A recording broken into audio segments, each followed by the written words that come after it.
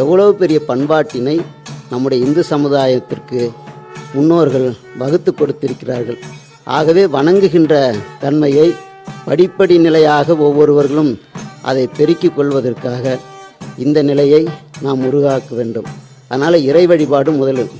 இது யாவர்க்குமாம் இறைவருக்கு ஒரு பச்சிலை.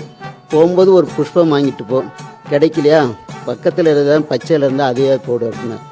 அதுவும் கிடைக்கல, எனக்கு நான் கோயில் போவதற்கு நேரம் இல்லைன்னு சொன்னேன்.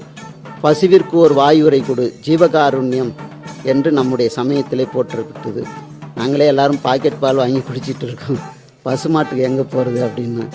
அதுவும் பரவாயில்ல, சரி உண்ணும்போது ஒரு பிடி பிச்சை கொடு அப்படின்னு சொன்னார். கணவன் மனைவி 2 பேருமே வேலைக்கு போக ஆரம்பிச்சிட்டாங்க. எல்லாம் ஹோட்டல்லேருந்து சாப்பாடு கொண்டுட்டு வர்றாங்க. எங்கே அதுவும் கிடைக்கல. சரி, பிறருக்கு இன்னுரை தானே, பேசுகின்ற போது இனிமையாக பேசு, அதுவே நம்முடைய சமயத்தில் உயர்ந்த அறமாக போற்றப்பட்டிருக்கிறது. இப்படி படிநிலைகளில் கூட அறங்களை போதித்தது நம்முடைய இந்து சமுதாயம்தான்.